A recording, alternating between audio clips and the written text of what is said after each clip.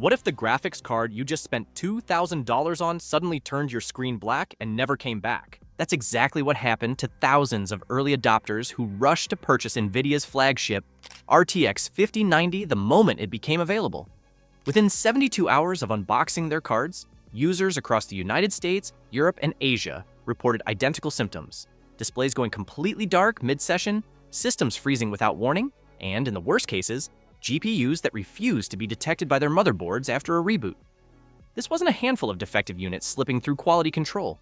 This was a systematic failure pattern affecting the RTX 5090, RTX 5080, and RTX 5070 Ti, NVIDIA's entire flagship Blackwell lineup, cards that together represent the company's most ambitious product launch in years. The crisis grew so severe that NVIDIA was forced to publicly acknowledge the problem and scramble to deploy emergency driver updates and firmware patches.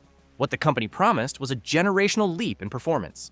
What customers received was hardware that couldn't stay stable long enough to finish a gaming session.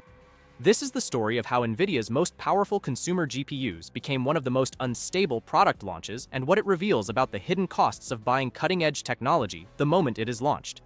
NVIDIA unveiled the RTX 50 series at CES 2025 on January 6th, promising a generational leap in performance. The flagship RTX 5090 featured 21,760 CUDA cores and 32 GB of GDDR7 memory, while the RTX 5080 delivered 10,752 CUDA cores with 16 GB of GDDR7. Built on the new Blackwell architecture using TSMC's 4N process, these cards introduce 5th-generation tensor cores with support for AI workloads and DLSS4 with multi-frame generation technology. The RTX 5090 was marketed as delivering up to 8x performance improvements in certain scenarios compared to previous generations. NVIDIA positioned these GPUs as essential tools for AI researchers, content creators, and gamers, willing to pay $1,999 for the RTX 5090 and $1,199 for the RTX 5080. Cards officially became available on January 20th through January 27th from retailers like Best Buy, Newegg, and Amazon, as well as directly from NVIDIA and board partners including Asus, MSI, and Gigabyte.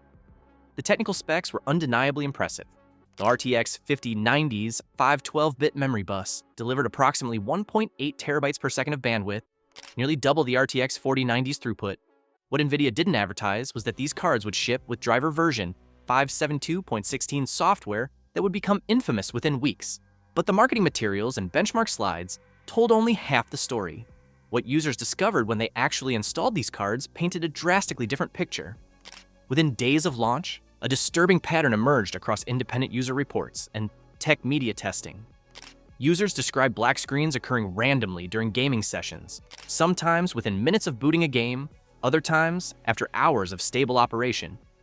For some, the screen would remain black, but the system audio continued, suggesting the GPU had crashed while the rest of the PC kept running. For others, the entire system froze, requiring a hard reboot. The most alarming cases involved users who rebooted their machines only to find the GPU no longer detected in Windows Device Manager or even in the motherboard BIOS. Club 386, a respected hardware review outlet, documented their own testing experience. Their RTX 5090 Founders Edition ran benchmarks flawlessly at first, but subsequent RTX 5080 units exhibited blank screens and massive Windows stutter. They tested multiple fixes, including clean Windows installations, switching from PCIe 5.0 to PCIe 4.0 mode, and swapping power supplies. None resolved the issue consistently.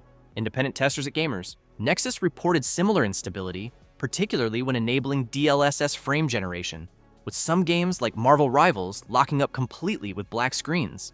The problem wasn't limited to extreme overclocking or exotic configurations, and these failures occurred at factory settings on systems built by reputable system integrators using high-quality components. One particularly telling case involved a fully configured system arriving at Club 386 headquarters with an AMD Ryzen 7 9800X3D processor and RTX 50 Ponedit Key. It worked perfectly on the first boot, then hit a black screen on the second boot. You might assume this affected only a small fraction of cards with manufacturing defects, or that users simply had incompatible hardware. That assumption would be dangerously wrong. The failure pattern was too consistent across different manufacturers, different system configurations, and different geographic regions to be hardware-based. Users reported the issue on Asus, MSI, Gigabyte, and NVIDIA Founders Edition cards alike. Systems with brand new high-end power supplies from Corsair, EVGA, and Seasonic all exhibited the problem. Moreover, experienced PC builders who followed best practices using display driver uninstaller to completely wipe old drivers before installing new ones still encountered black screens, ruling out simple driver conflicts. The intermittent nature of the failures made diagnosis nearly impossible. A card could work flawlessly for hours, then suddenly fail, then work again after a reboot. Online speculation pointed to NVIDIA's redesigned PCIe interface, which was physically detached from the main PCB for the first time in the Blackwell architecture, as a potential culprit. But that was speculation, and if you think this crisis was contained to just the newest cards, you need to hear what happened to owners of older NVIDIA hardware. The disaster extended beyond the RTX 50 series.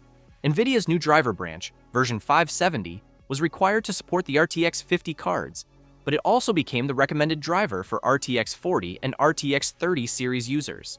Within weeks of the RTX 50 launch, owners of RTX 4090, RTX 4080, and even RTX 3090 cards began reporting similar stability problems after updating to driver 5.72.16 and subsequent versions. Users on Reddit compiled comprehensive lists of complaints documenting blue screens of death, hard crashes requiring reboots, and system freezes, particularly when using DLSS frame generation combined with G-Sync. Popular titles like Cyberpunk 2077, Alan Wake 2, God of War Ragnarok, and Indiana Jones and The Great Circle became notorious crash sources for RTX 40 series users running the new drivers. One RTX 4090 owner described performance drops and crashes in games that had run flawlessly for months, all starting immediately after installing driver 5.72.16 to access DLSS 4 features. Microsoft Flight Simulator 2024 began stuttering wildly despite reporting steady frame rates above 100 FPS, while Red Dead Redemption 2 repeatedly flickered black and soft locked after 15 to 20 minutes. The community discovered that rolling back to older driver versions, abandoning DLSS 4 entirely, restored stability for many RTX 40 users.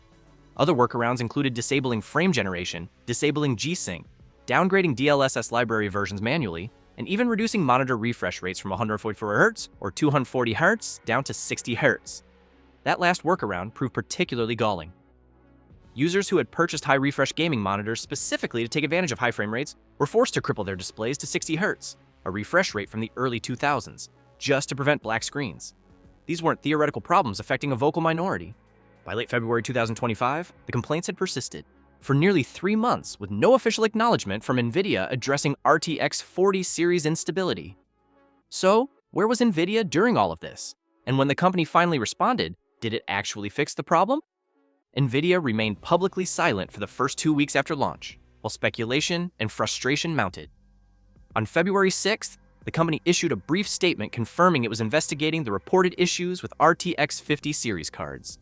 That vague acknowledgement did little to reassure customers who had already spent days troubleshooting, or worse, assumed they had received defective hardware. By mid-February, NVIDIA representatives on Reddit and official forums began providing more specific guidance.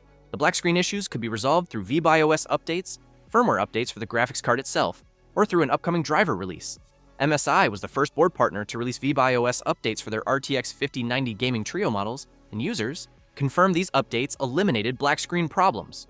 On February 26th, NVIDIA released driver version 5.72.60, specifically listing fixes for various black screen issues affecting RTX 50 series GPUs, with error codes 5088957510062 and 5089089.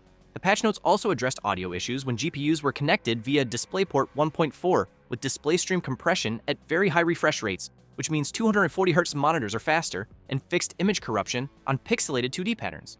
For Steam VR users, the update tackled display stutter problems that had impacted VR applications. NVIDIA emphasized that users didn't need to manually flash vBIOS updates.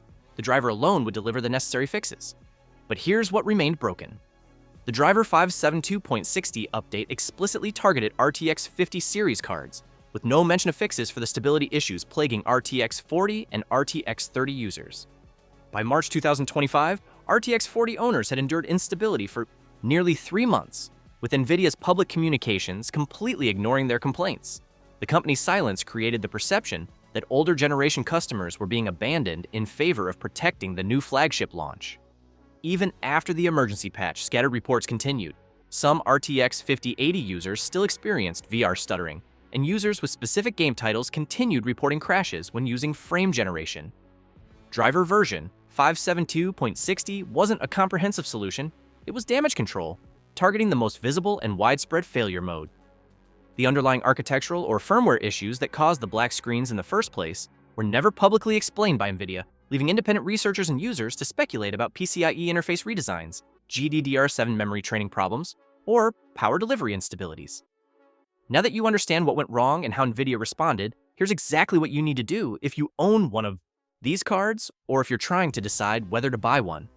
If you own an RTX 50x90, RTX 50x80, or RTX 50x70 Ti, update to driver version 572.60 or later immediately through GeForce Experience or by downloading directly from NVIDIA's website. If you purchased a card from MSI, ASUS, Gigabyte, or another board partner, check their support pages for vBIOS updates specific to your model. These firmware updates may provide additional stability improvements beyond the driver fix.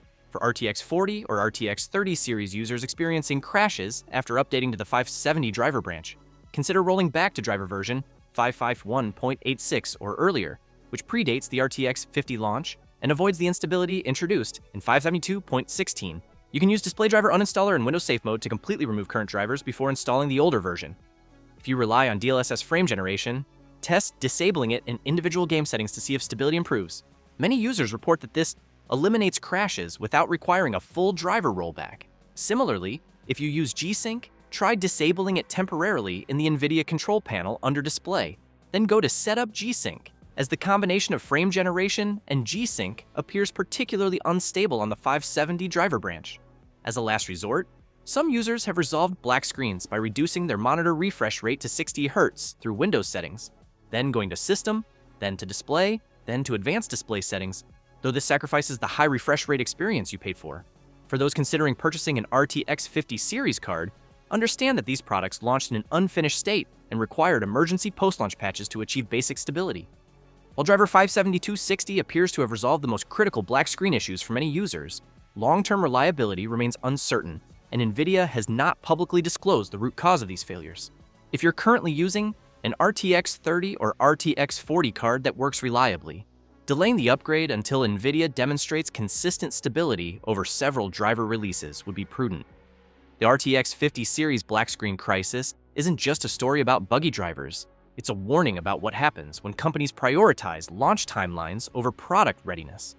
NVIDIA pushed the most expensive consumer GPUs in history to market, knowing the driver software wasn't mature, and thousands of customers became involuntary beta testers. The company's delayed and incomplete response to RTX 40 users facing the same instability reveals a troubling prioritization.